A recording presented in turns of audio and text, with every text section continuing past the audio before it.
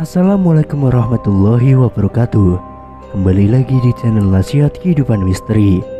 Pada video kali ini saya akan membahas tentang kerajaan gaib di Nusantara yang melegenda.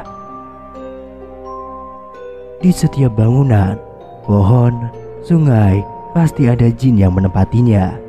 Namun keberadaan mereka tidak bisa dilihat oleh manusia pada umumnya. Hanya manusia yang memiliki mata batin atau disebut paranormal, ahli supranatural atau indigo saja yang bisa melihat mereka. Namun tahukah kamu kalau jin-jin tersebut juga memiliki kerajaan gaib yang tersebar di seluruh pelosok dunia, termasuk Indonesia? Kalau belum tahu, inilah kerajaan gaib di Indonesia yang melegenda hingga sekarang ini. Yang pertama, kerajaan gaib Alas Purwo. Alas Purwo merupakan kawasan hutan lindung di Banyuwangi yang memiliki aneka ragam flora dan fauna yang menarik. Menurut legenda cerita warga sekitar, di Alas Purwo terdapat kerajaan gaib paling besar di dataran Indonesia. Alas Purwo memang sering dijadikan tempat semedi, mencari wangsit pesugihan dan ilmu hitam. Menurut orang-orang yang dapat melihat jin, Alas Purwo merupakan ibu kotanya jin di Indonesia, sehingga sering didatangi jin-jin dari berbagai negara. Selain itu, banyak kasus orang hilang di Alas Purwo. Konon, di sana bersemayam Raja Genderuwo. Sampai saat ini, orang yang masuk ke sana biasanya akan tersesat. Bahkan ada juga cerita tentang orang-orang yang penasaran dan masuk ke Alas Purwo, tapi mereka tidak bisa keluar dan tertelan selamanya di rapatnya pepohonan. Hal tersebut karena orang-orang tersebut punya niat jahat dan hati yang kotor. Mitos lain yang berkembang adalah orang yang lahir saat matahari terbit atau tenggelam bakal bertemu harimau di hutan.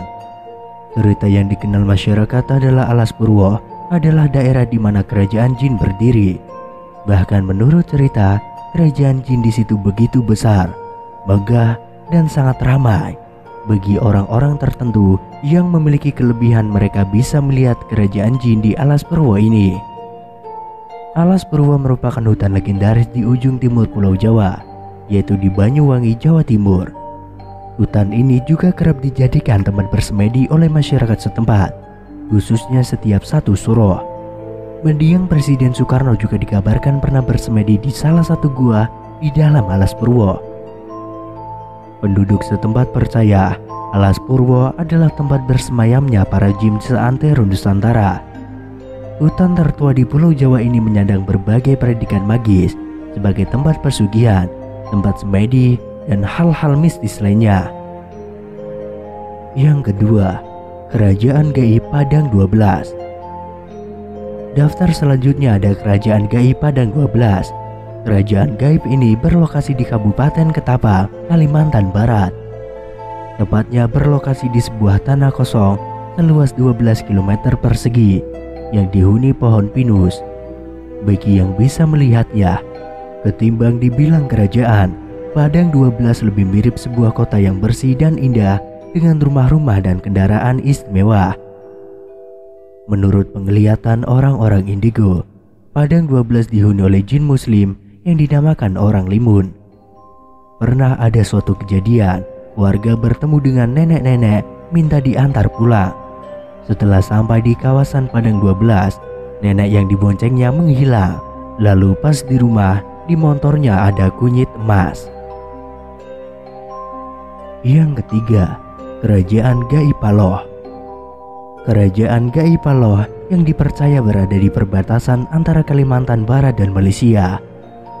Paloh sendiri diambil dari nama kecamatan yang ada di Kabupaten Sambas, Kalimantan Barat.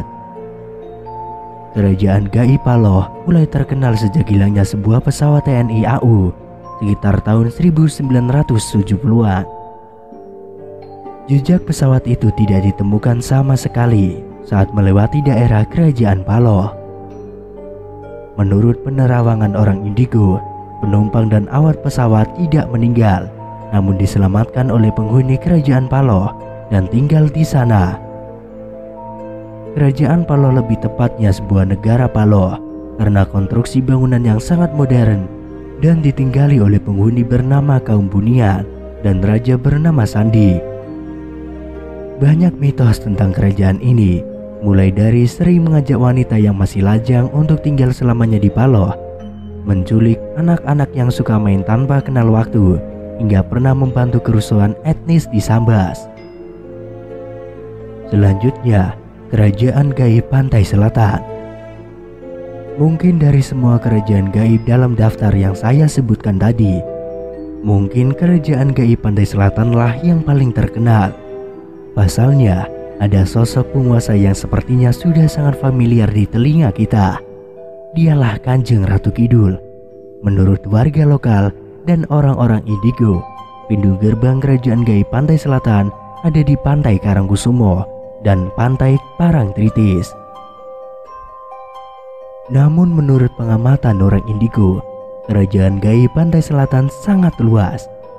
Bahkan ada di sepanjang pantai pesisir selatan Pulau Jawa. Nah, mungkin Anda bertanya dalam hati, bukannya penguasanya Nyi Roro Kidul? Menurut pengamatan orang Indigo, Nyi Roro Kidul bukan penguasa, tapi kedudukannya di bawah Kanjeng Ratu Kidul. Dalam cerita rakyat, Nyi Roro Kidul awalnya merupakan putri kerajaan Sunda yang diusir ayahnya karena ulah ibu tirinya. Dan juga ada banyak mitos-mitos yang mengerikan yang ada di kerajaan gaib pantai selatan ini. Mitos yang pertama adalah larangan berpakaian warna hijau di pantai selatan. Mitos larangan berpakaian warna hijau di pantai selatan sudah sangat melegenda pada masyarakat Indonesia. Konon, jika terdapat pengunjung yang nekat menggunakan pakaian hijau, maka dia dapat dijadikan sasaran oleh Nyi Roro Kidul untuk ditarik ke dalam istana gaibnya. Selain itu, orang itu juga akan dijadikan sebagai salah satu pelayan Nyi Roro Kidul. Namun, larangan tersebut dapat dijelaskan dengan kacamata sains dan fakta sains. Dalam ilmu pengetahuan, air laut memang tampak berwarna biru, tapi dasar laut yang terdiri atas karang, rumput laut, hingga pasir yang terkena sinar matahari akan membuat air laut berubah terlihat keruh hingga berwarna kehijauan.